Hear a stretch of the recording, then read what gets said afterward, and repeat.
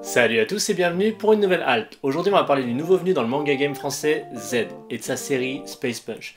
Donc si t'es fan de police, de mafia et de boxe, tu vas être servi. Donc on va partir à la découverte de cette série et on en parle tout de suite. C'est parti.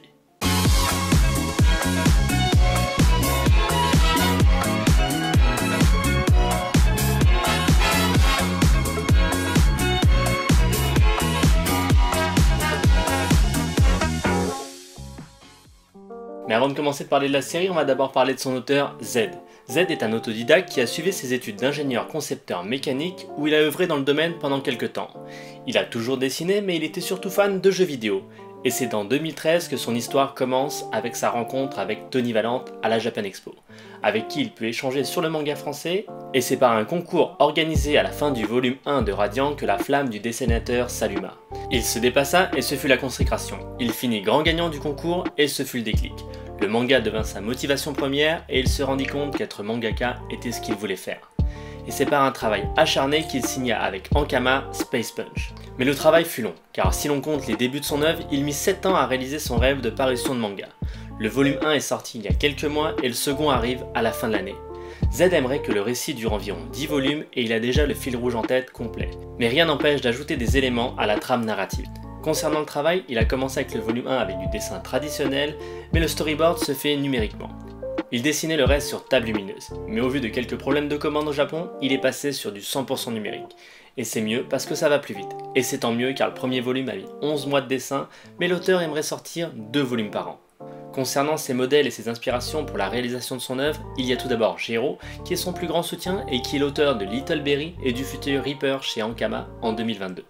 Mais il est surtout connu pour avoir fini second du concours Tezuka avec Devil Dive Inferno.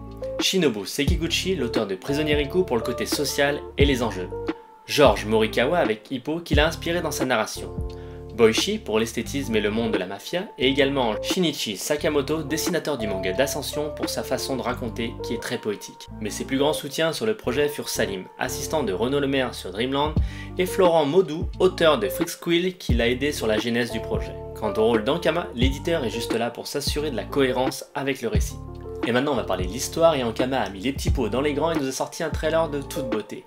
Donc on va parler de l'histoire de Joe et Jack qui ont perdu leur père quand ils étaient encore enfants.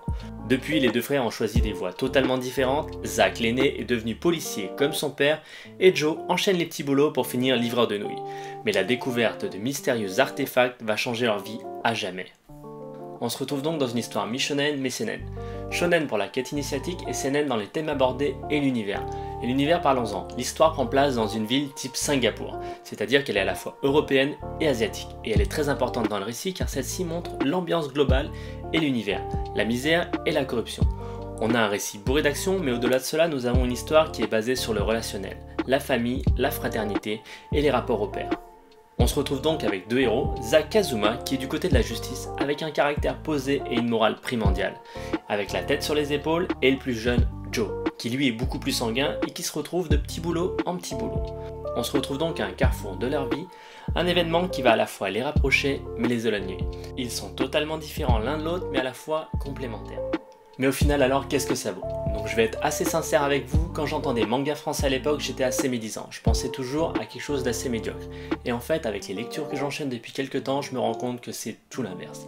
Ici on a un des meilleurs mangas français que j'ai pu lire depuis longtemps et une des meilleures lectures que j'ai pu lire depuis pas mal de temps. Le volume 1 se dévore assez rapidement et l'histoire est assez prenante. Ça me rappelle un petit peu les actionneurs des années 80 avec Stallone, Jean-Claude Van Damme ou Schwarzenegger, bref, ça parle action mais de temps en temps c'est quand même assez intelligent et celui-là est assez intelligent dans le récit.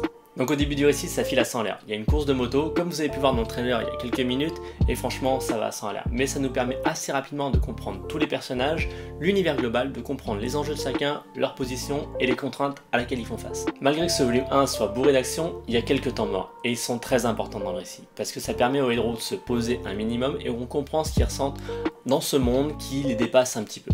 Et c'est dans ces pages-là que Z a un crayonné exceptionnel. On voit parfaitement ce que ressentent les personnages et elles sont pleines d'émotions. Et franchement, en parlant du crayonné, Z assure de bout en bout. Parce que parfois on a des volumes 1 qui pêchent un petit peu au niveau de la qualité, mais ici c'est déjà au top. Il maîtrise parfaitement le sujet et il dessine très bien. Le seul bémol que j'ai à dire par rapport à cette série, c'est le délai de parution. Donc là, on a un volume 1 qui est sorti il y a quelques mois, il y a le volume 2 qui sort en décembre, donc ça sera un volume tous les 2 ans. Mais ça serait bien que ça rattrape un petit peu les parutions japonaises avec un volume tous les 4 mois. Mais ça, c'est problématique avec le manga français, c'est-à-dire qu'ils ont très peu de moyens par rapport à ce qu'est la machine japonaise, et ça serait bien que les auteurs les soutiennent par rapport à ce niveau-là en leur donnant un petit peu des assistants pour qu'ils puissent travailler un petit peu plus vite et ainsi gagner un peu plus de lectorat au niveau de cette série. Et franchement, ça serait que bénéfique pour les auteurs de manga français. Mais là, c'est tout un domaine à refaire. Donc bref, au final, Z nous sert ici un premier volume exceptionnel.